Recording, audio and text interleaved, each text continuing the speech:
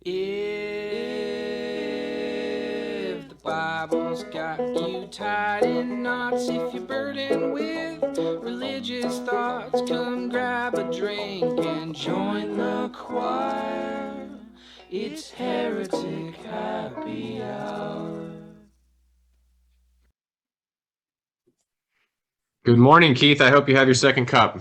I have mine. I do. There's mine. Batman and Baby Yoda together. Yeah, gotta love it. Cheers. Yes. So we've done it again. You have I guess you've started me down this rabbit hole. Coerced, coaxed, whatever word you want to use, Yes. me into watching various Alisa Childers videos. And first off, God damn you, Keith. Yeah. Yeah, and no, but they're interesting. They're interesting for a couple of reasons. For those who don't know, Alisa has a pretty large following on YouTube. I've commented on some of her posts in on Patheos, and we've done a couple of videos. Super polished work, super articulate. Yep. The graphics, the audio quality, the video quality, the lighting, everything. Her guests are articulate. But damn, does she really like? It's cringe. It is. It's super evangelical cringe, but she's gaining popularity. Well, yeah, I mean, the reason I even found her was that some of my followers kept asking me or sending me clips and saying, how would you respond to this? So I was like, I didn't know who she was. So obviously, lots of people are watching her videos and sending. It's probably, her real fan base, these evangelical Christians who are terrified of deconstruction and progressive Christianity and all that, are watching her video for wisdom and comfort or whatever. And so then they're, of course, sending them to their children or friends or, family members who are deconstructing, like, here, watch this. This will fix you. Right. But yeah, you and I, before we hit record, we were just looking into, if we decide to do these reaction videos, we could go forever, because when you have videos, Alisa Childers videos like, what was the one we were looking at? Like how critical race theory contradicts the gospel. That's one. Are homosexual behaviors and actions sinful? Oh boy, yeah. Yeah, There's plenty of stuff. It's one of those deals where, and I get it, this kind of seems to be the cultural milieu, reaction videos and like railing against something. Her whole platform almost seems to be railing against anything she deems progressive. Right. Like, and it's like the following has been built on, I was a progressive for 45 seconds of my life. Right. So listen to me. And it's like, hold on now. Like, most of us were evangelicals for 20, 30, 40 years. And so it's kind of an odd way to go about things. But I would love to keep doing reaction videos and join in the railing against something. We can just rail against stupid videos on the internet and build a huge YouTube channel. And we'll end up with graphics and we'll do things right eventually. But we'll use our Zoom technology for now. Yes, for now. Yes, and by the way, if you're a video producer, call us. We'd love to have your help. But yeah. We're just the talent. We're just the talent. We need help. That's right. Exactly. We need somebody who knows what they're doing. But I was saying, I don't want to rail so much. I mean, first of all, the stuff that they say is triggering. So it's gonna be difficult. There's gonna be certain parts where I am gonna say, oh my gosh, I can't believe this, right? But I think the value that you and I can provide by doing these reaction videos is sort of like a counterpoint, like, hold on, this is what they say on Alisa Childers' video, or one of her guests says, and to be able to give like some perspective that helps people, like whether you're an evangelical and you listen to this and you think, oh yeah, this is true. I want to be able to tell you, well, actually, if it isn't true, to say, no, this isn't true. Or if you're a deconstructing Christian and you're like, you're triggered the way we are, I want you and I to be able to provide some kind of peace of mind as well. So hopefully we are doing some good here. I hope so. Yeah. We're not just railing against it, but we are commenting on it. For like you just said, not everyone knows how to articulate their thoughts, and what they say without a context often sounds like, oh man, this is a tough one. What is going to be your, well, that's probably why you get the videos, Keith. what is going to be your reaction to this? Because I'm not sure. Because maybe they got you, you know? Yeah. So Well, yeah. we're going to get into one. I'm going to try to do our, sorry, but we don't have the technology that some people do or the skill set, but I'm going to share my screen here. Yes. The old Zoom share screen. Yes. Here we go. And share sound as well. And we're going to watch a video. Yeah, there we go. And this is John Cooper from Skillet. Yes, John Cooper. By the way, I've been trying to interview him as well. I follow him on Twitter. I've sent him several sort of invitations to do a video with me, or even to come on the Heretic Happy Hour. I'd love to have him on. Because he also is someone who has started to, I mean, he's not as articulate, as we'll see in a second. He's not, but yet at the same time, he's been super vocal. So I think, when did it start? Maybe about a year or so ago, I think he did an interview with, it might've been the Gospel Coalition or someone like that, and kind of went off on all these deconstructing Christians that are out there and celebrity Christianity. And, oh, you know what? I actually did a blog post about that. Yes, I do remember now, because he was going on about deconstruction when he obviously didn't know anything about deconstruction. Anyway, but since that time, he keeps popping up as a guest on different people's YouTube channels. Yeah. And usually spouting off things he obviously, I think, doesn't really know what he's saying. And I'll let him speak for himself. You're going to see for yourself some of the things that he says, and hopefully we'll have an opportunity to respond. Yeah, I'm just going to get it to the spot after the intro. The other thing is, you don't know. Go for it. Enough information about. So first of all, it's always Christmas at John's house. Go ahead. Sorry, what? It's always Christmas at John's house. Apparently, I don't know. People that were not famous, but friends of mine, okay, that had been in church for decades, getting divorced, cheating on their spouses, leaving their spouses, and I mean, like people with kids, just like leaving. Some of them leaving the faith altogether, and it was. So right off the bat here. See, this is going to be like a 9-hour video, and it's only a 6-hour, 6-minute thing. Yeah. He's going to be talking about deconstructing Christians, and it's like he's already poisoning the well. Like, it's if you're deconstructing, you're also leaving your kids. You're committing adultery. Committing adultery. Like, what? Who are your friends, bro? Like, I've known a lot of people who have deconstructed their faith. Like, I know people who are still in relationships with the hardcore fundamentalists, like Jonathan Edwards type fundamentalists, and they're still married. Like, we know a lot of people who are deconstructing. I've never heard of like, oh, I'm cheating on my spouse now because I no longer believe in penal substitution atonement theory. like if this isn't poisoning the well, I don't know what is. No, that's exactly right, and that right there. But you need to have your filter on to notice these kinds of things, because he's going to do this a lot in this video clip. Equating one evil with another, and very subtly suggesting they're the same thing. Right. And I agree with you. I know tons of people who are deconstructing, and have a spouse who is not deconstructing, and they're fighting really hard to keep their marriages together.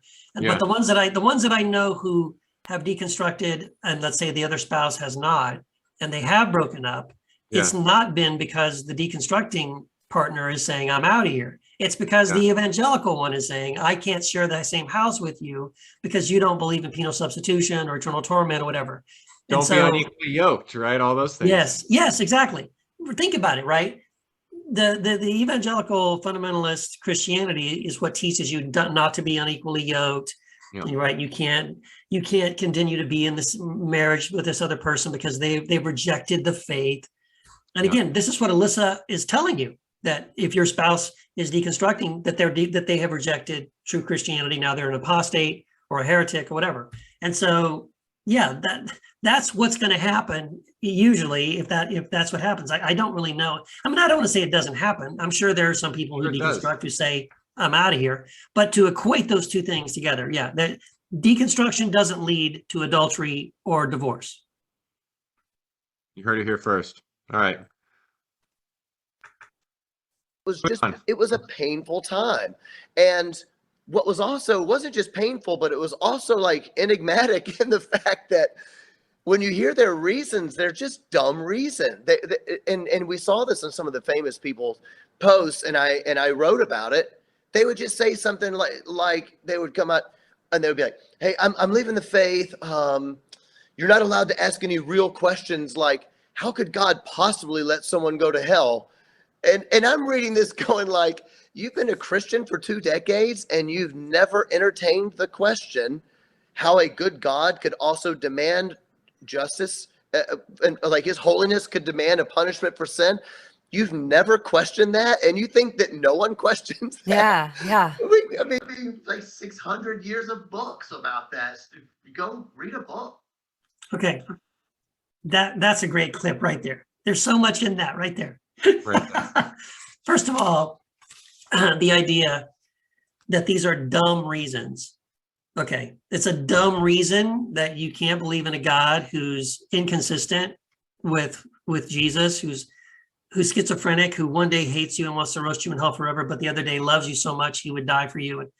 And to say, when you notice even the way he said that, you're not allowed to ask any real questions. These are real questions. And it is an important, like the one he uses as the example, why would a good God, send people to suffer, eternal torment? The only answer he gives in response to that, right, is this idea of God's justice. What I think is so interesting is that the assumption is that God's justice is retributive, right?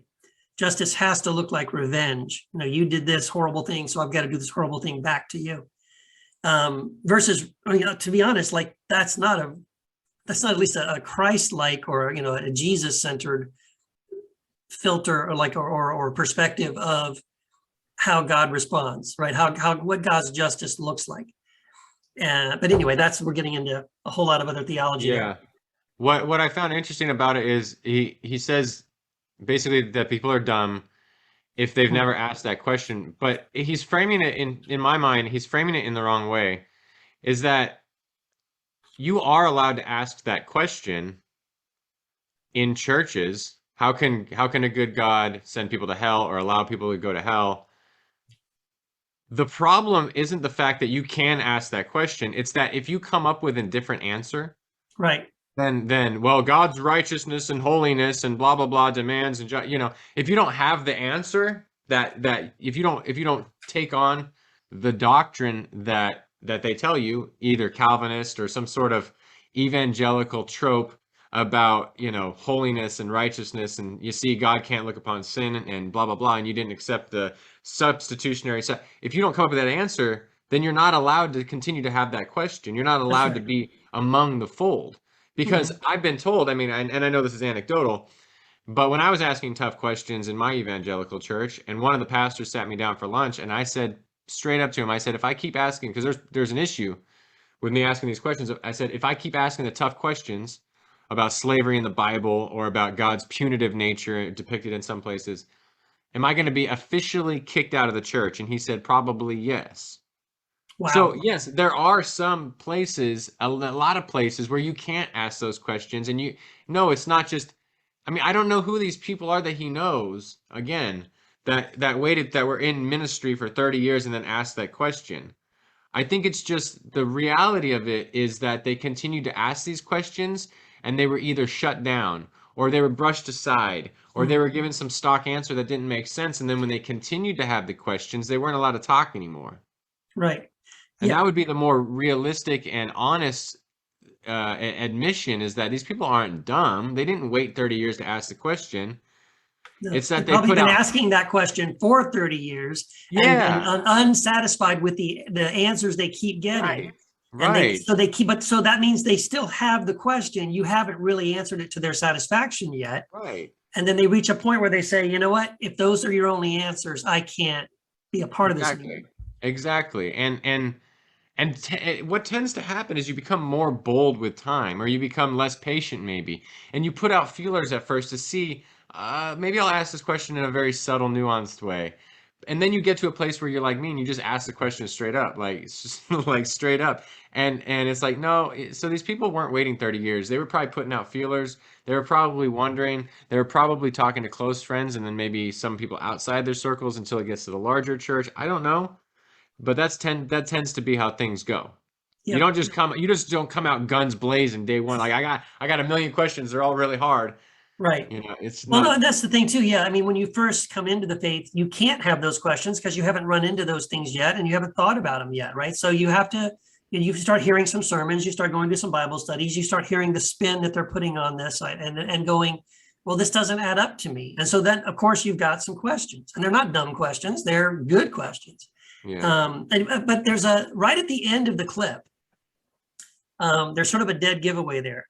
So right at the end of that little clip that you just played, he finishes by saying, he's saying like, I can't believe in, 30 years of ministry, you've never asked this question before. He goes, why don't you read a book? Yeah. There are 600 years of, theology or whatever around these questions. And I'm like, yeah, so your Christianity started 600 years ago? Why? Notice that he said 600 years.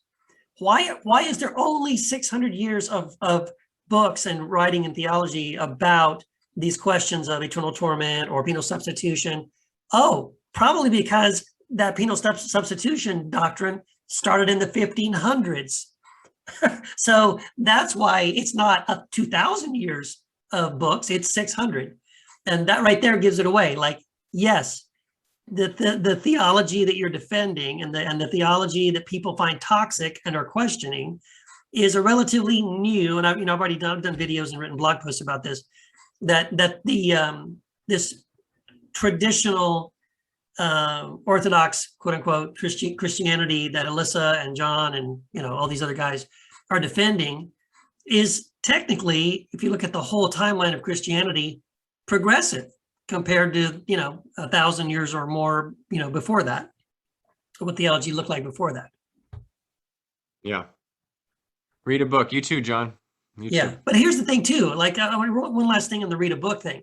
There's chances are they did read a book, right? Yeah. They read probably 5 or 10 books.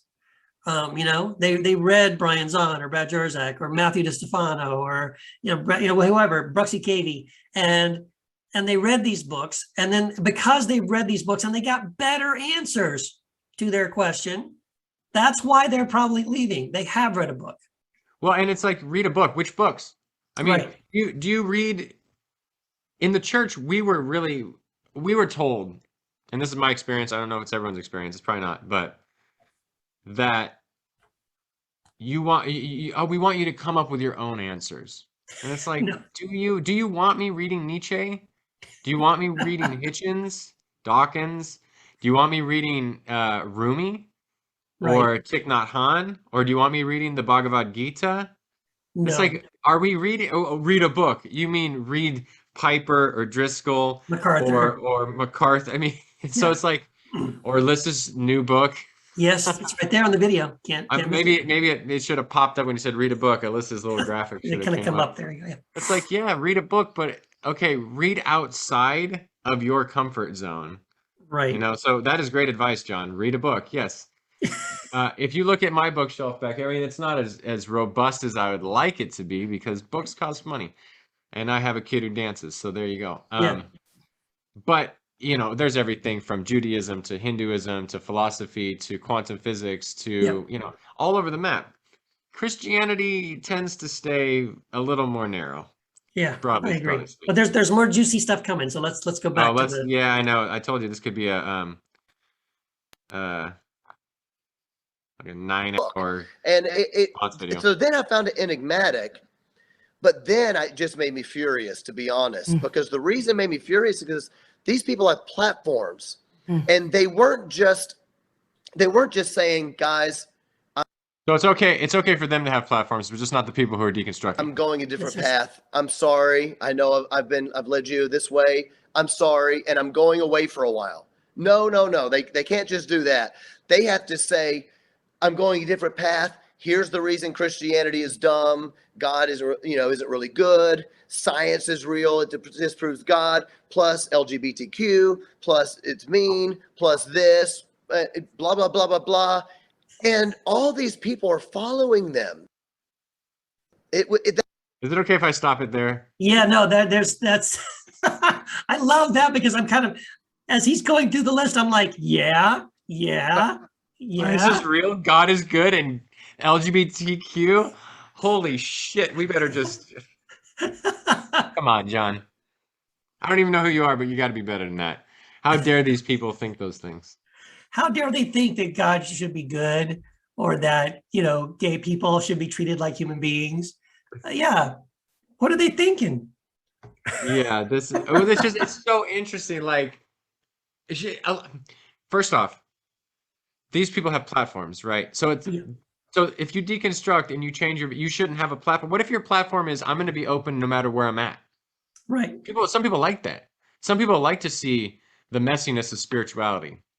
Hey, I changed my mind on this. Part of my whole thing, and it's not shtick, is that if you read my first book, it's changed from where I'm at now, and I'm okay with that. Some people wouldn't be okay with that. They want it to, like, oh, it looks like you flip-flopped or you've wavered. And it's like, no, I want to be an open book and say that this is a journey of whatever happens, happens. Wherever I go, I go. Yeah. And it's like, these people are like, well, why can't they have a platform? You have a platform. And B, you should be really excited that they did this, because Alisa, your entire platform is based on railing against these people, and you have 122,000 subscribers, so you should be cheering on. More people should deconstruct so you can put out more content. More videos. That's right. We need more. Yeah, there's another series right there. It's another guy deconstructed. Now, I mean, I get it from the perspective of, from his side of it. If you have this, the way they think in this us, them, we're Christians and they're not. And so, like, if someone has a platform and they deconstruct, I really wish they would just keep it to themselves and quietly disappear, because that would be good for me, right? That'd be good for our team. We would still be able to keep chugging along and telling people that they're dumb for asking questions. But man, it really sucks if one of these guys, deconstructs and then uses his platform to tell people, what he's learned and why he rejects these things. And then, because that would suck for our team, because then more people would leave. And I'm sorry, John, that's going to keep happening, because they're, when you say a platform, right? So I get it, someone like Kevin Max or from DC Talk, or, the Gungers or whatever, like all these other people, Joshua Harris, right? They've got platforms, and now they've deconstructed, and they're pulling people away. But you know what also is a platform? Like anybody with a Facebook page, anybody with a Twitter account or an Instagram account, everybody has some kind of a platform. And so when they deconstruct, or when they ask hard questions, or when they change their theology and they post about it, or they write a blog about it, or they just share a Richard Rohr clip on a YouTube clip on Facebook, that's using their platform to, tell people that God is good, and gay people do have, rights and should be treated as human beings and have the same rights everybody else does, and all those other things, right? So I guess in the long run, it's good news for Alisa, but I'm sorry, bad news for fundamentalist evangelical Christianity, because this is it's just going to keep happening, right? You're not going to stop it. And I think what they realize is they can't stop it. So what they have to do is make videos and write books to demonize it. So it's like retention. We're trying to hold on to the people we still have that are still coming to church on Sunday, and kind of cut them off at the pass.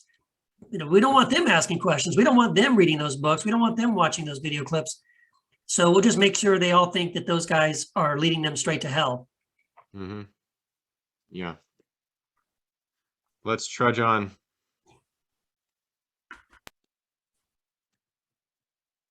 That's what it was for me. I was like, you are publicly dishonoring the holy name of God. And that scripture that says it'd be better for you to tie an anchor around your neck and throw yourself into the sea than to lead little ones astray.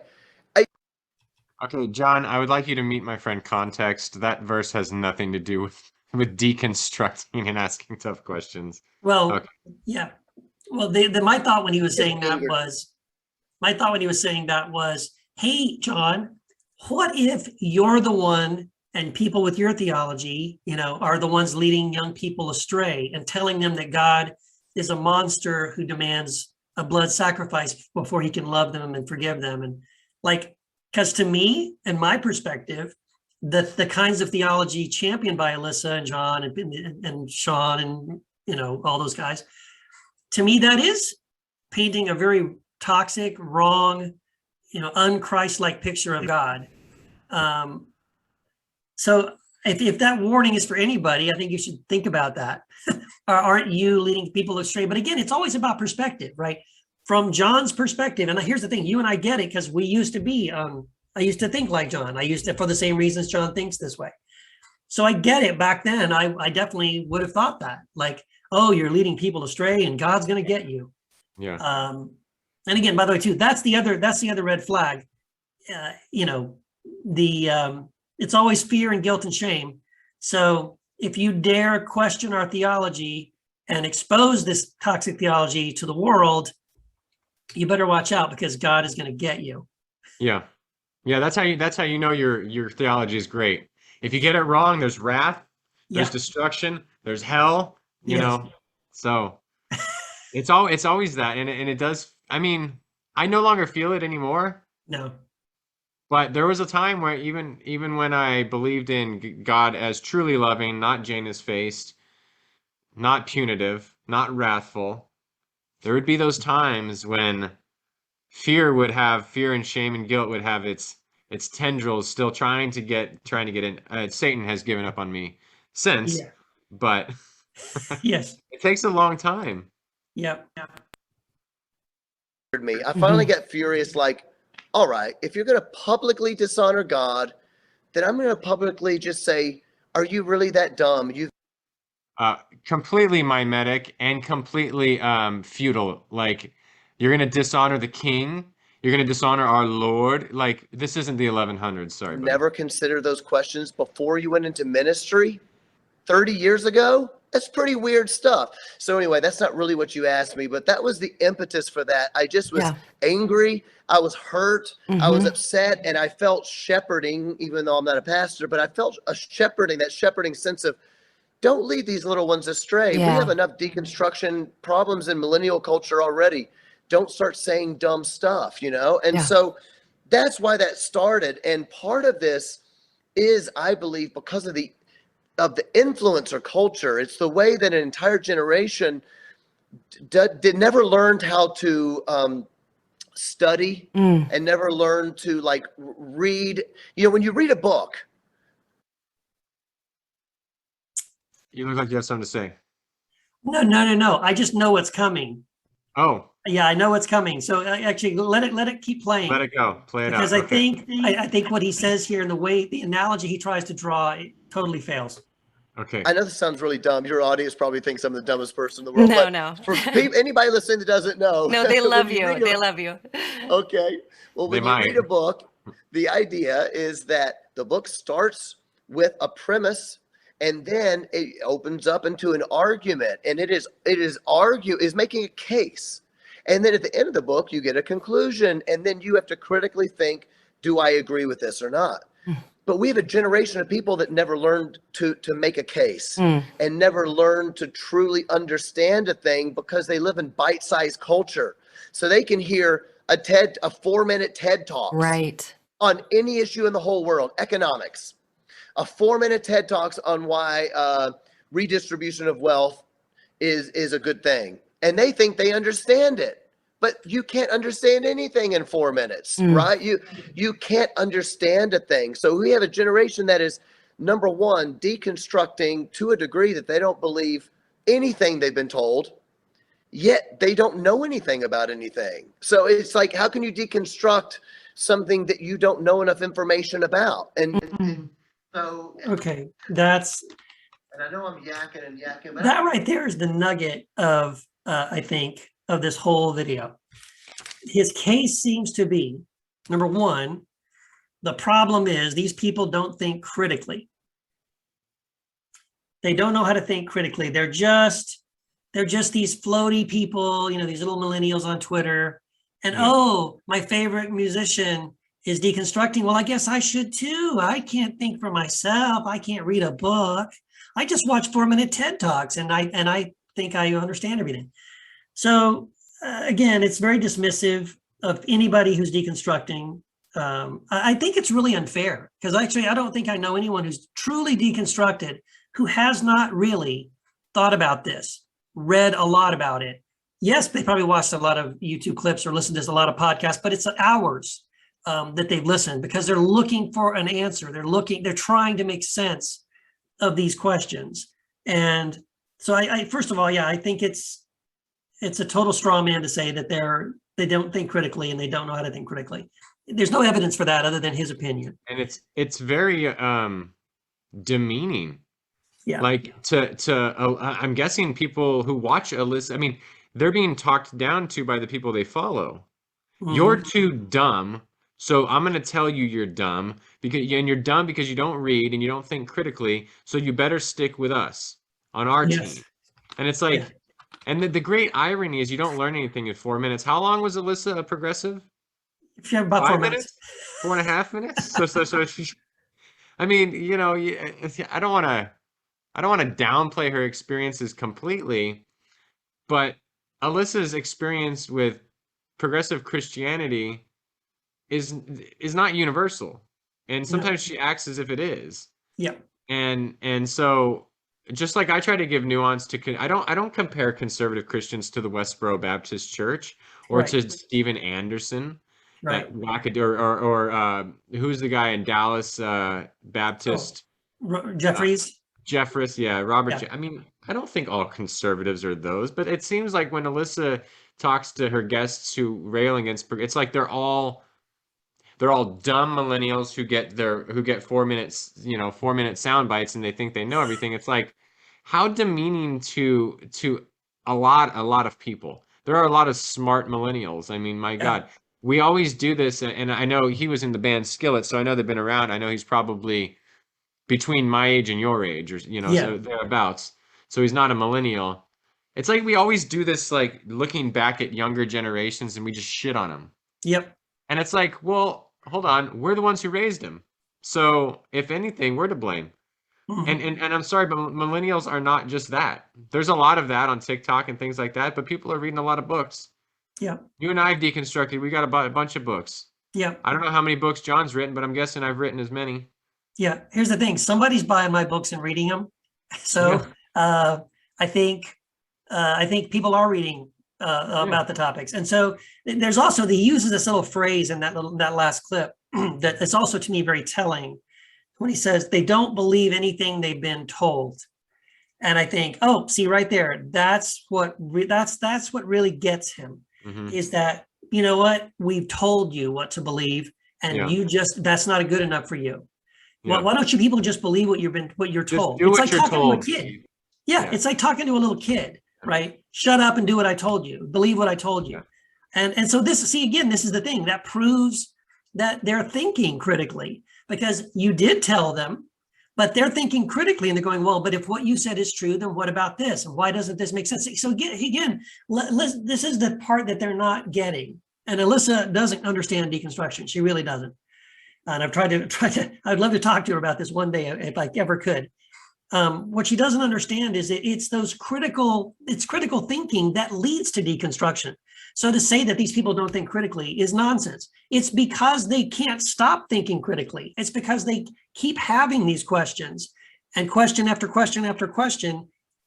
So it's the opposite. Deconstruction is not driven by ignorance.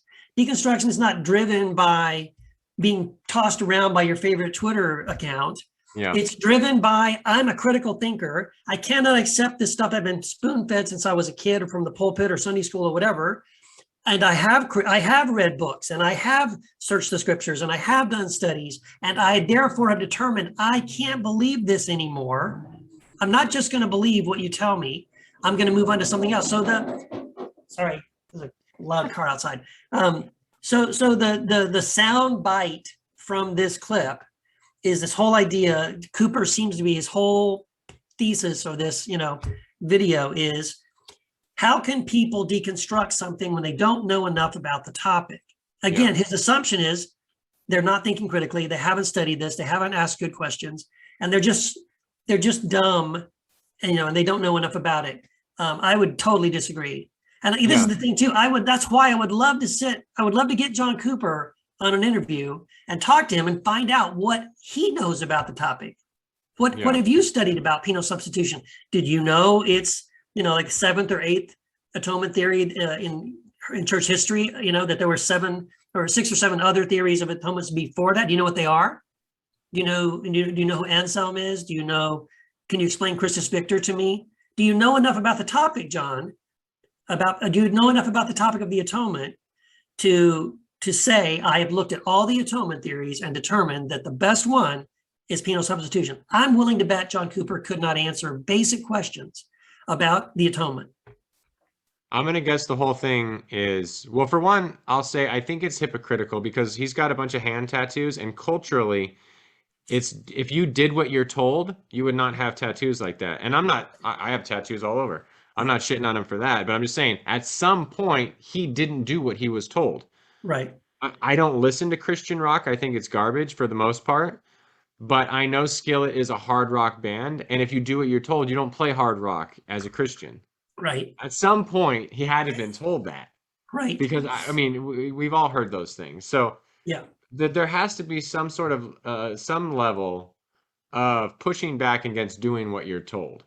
Yep. The second point I was going to make, what was I going to make? Oh man, it left my brain. Was it about critical thinking or? I'm sure it was. I don't know. Well, if it comes back to you. If it comes back to me, then, man, it was a good point. It was one of my brighter points. Shit. Oh, well, I don't know. There's just so much in this video that, I don't know. It's very demeaning. It's very offhanded. It's very kind of authoritarian, and I don't think he'll ever agree to an interview. I doubt Alisa Childers will, but I wish they would.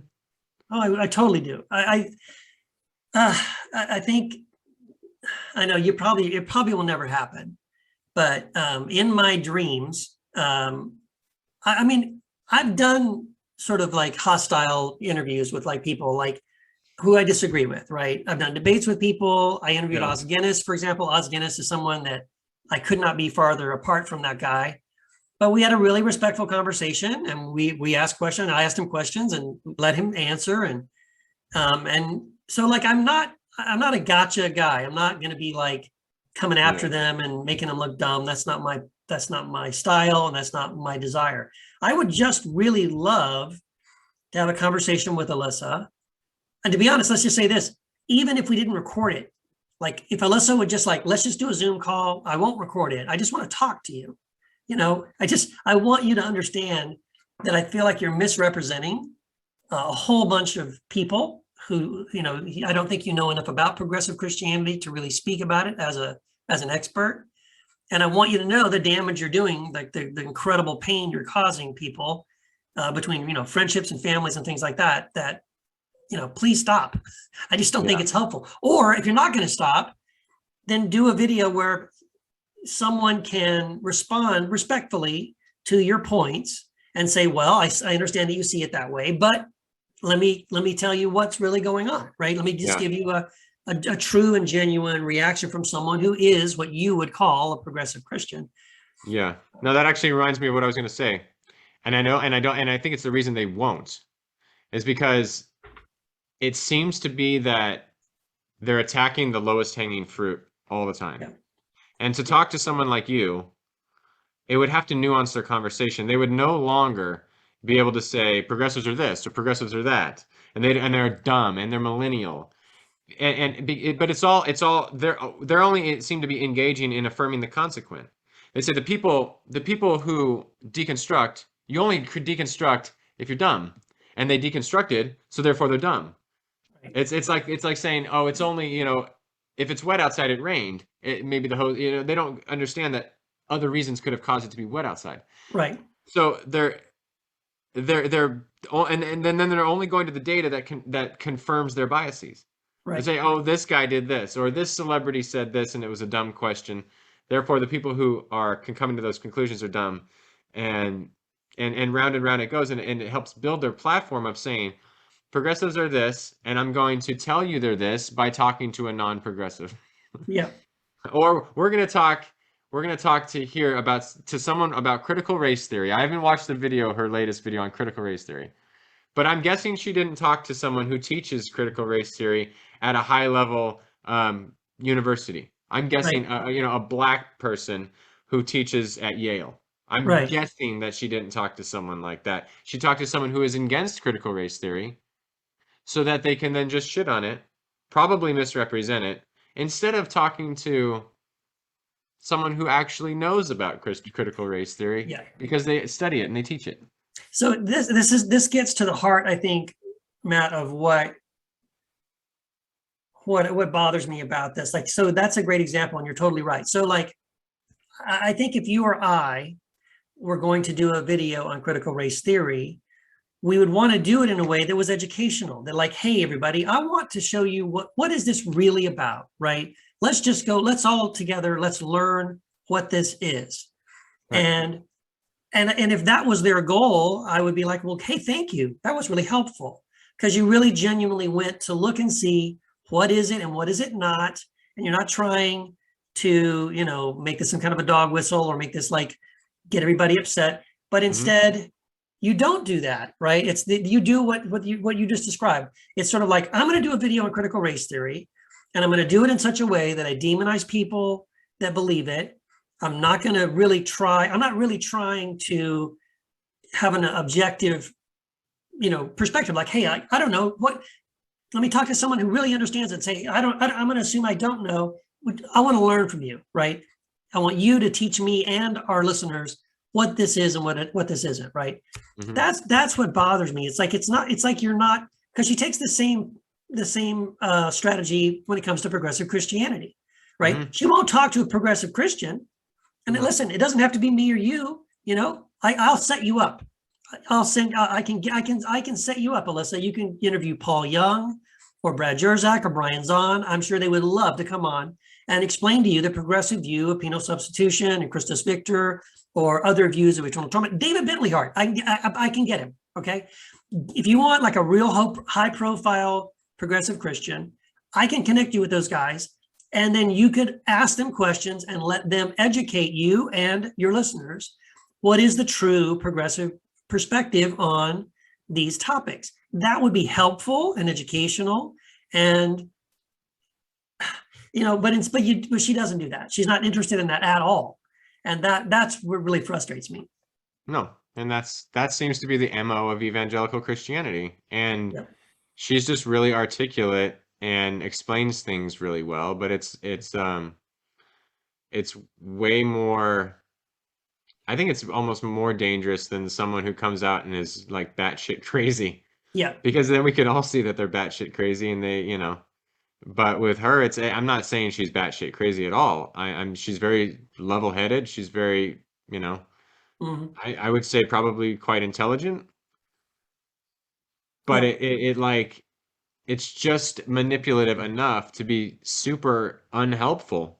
When I first learned about atonement theories, and not just the fact that this is the gospel and it's really an atonement theory, I didn't go to anyone but Calvin. I read Calvin begrudgingly. I didn't like it, but I read it and I went to the source. So, and then I shit on him. Yes. So if you want to berate progressives, you better talk to more than 0 of them. That's right. At least Sean McDowell talked to one. From what I know, there's one interview. Check the box. Check the box. Now I can say what I want to say. And it's like, okay, I talked to 25 years worth of conservatives as one. Yep. I was the utility infielder equivalent of a worship team, because I played so many instruments. I was on every worship team. I led Bible studies. All of my friends were conservatives at the church. I had friends outside the church, but in the church. So I talked to more than one. So, Alisa, catch up a little bit, put out some videos where you talk to progressives, where you don't try to just learn from them for a second. Yeah. But I'm afraid that your followers won't like that. Yeah. Because read the comment section of what conservatives think of progressives, and I pointed this out when I did that blog about Sean McDowell's and George Yancey's video. Yes. And George actually came out and commented on my Patheos blog. Yeah, I saw that. And it was like, I guess he didn't see the irony in the fact that they talk about how tolerant Christians were of progressives who just think differently. Read your own comment section on the YouTube video. Right. I mean, I pointed out like 8 comments where it was like, that's an oxymoron. How could you be progressive and a Christian? It's like, you guys don't see the irony. I don't know how you don't see it. You don't want to see it, I guess. Yeah. And so you and I did a reaction video to that video. And then right after that, the video you and I did, I'm going to read this to you. Okay. This is I sent a message to Sean McDowell through Twitter. Okay. Here's the message I sent to Sean after you and I did the video that he did about, the supposed, what was it? Is progressive Christianity a different religion? Yes. Yes. There you go. That's the title of the video. Okay. So anyway, I messaged him. I said, Sean, as a brother in Christ, may I implore you to do all you can do to mend the divide within the body of Christ between progressives and conservatives, rather than merely point it out or further divide by arguing that only one side is truly Christian. I believe that what the Spirit would compel us to do is to work towards unity for, quote, we are all one in Christ Jesus, close quote. And our differences in doctrine, etc., do not truly separate us from Christ or from one another. If you're open to this, I would love to speak with you privately, if you prefer, about why your position, to me, is the more progressive one compared to mine, which I would categorize as regressive, meaning that I want us to go back to the pre-Constantinian early church orthopraxy model. I would also urge you to consider doing a series on your YouTube channel where you talk to more rational and loving progressive voices like William Paul Young, Brad Jersak, Baxter Kruger, Peter Enns, Nadia Bolz-Weber, Greg Boyd, etc. I know all these people and would gladly connect you with each of them to set up interviews if you're so inclined.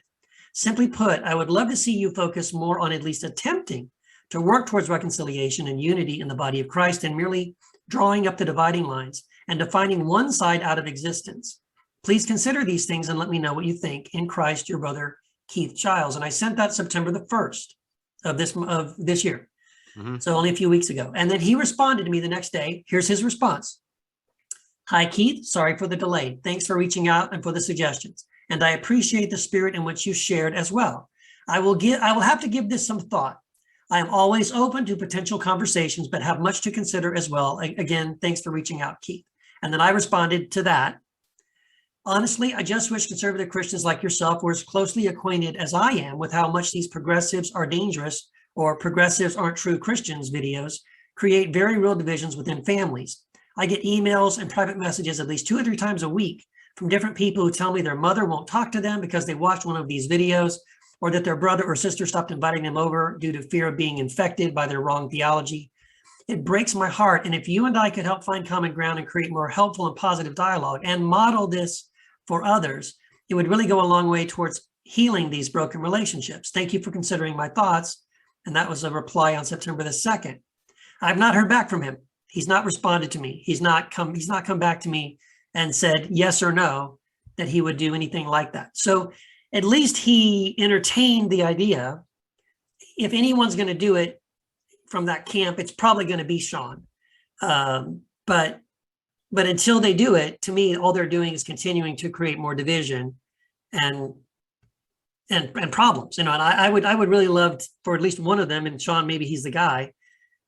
Let's just have some productive conversations. I promise you, if you did a series like that, if Sean did a series like that, right, where he said for a week, or I'm going to do a 5-part series, and Sean McDowell interviews Paul Young, Nadia Bolz-Weber, Greg Boyd, Brian Zahn. I'll bet you get a lot of hits, Sean.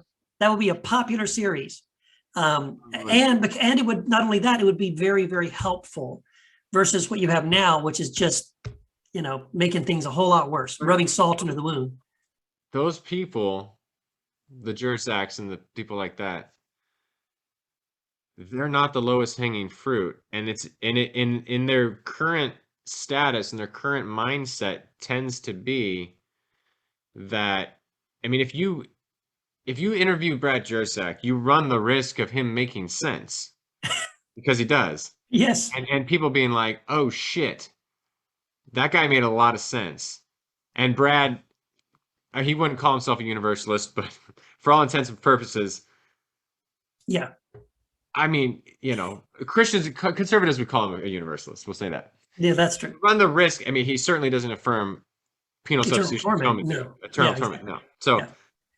those types of folks are very smart and very wise as well. And it would run the risk of really challenging people's doctrines. And when you're an apologist, Yeah. that's not really your MO. No. You want to be an apologist for your side. That's why you don't typically see apologists kicking around different ideas and kind of just floating wherever, experiences. I mean, you're dug in. You're like Alisa. Yeah. You know what you know that you know that you know that you know. LGBT is bad. Penal substitution good.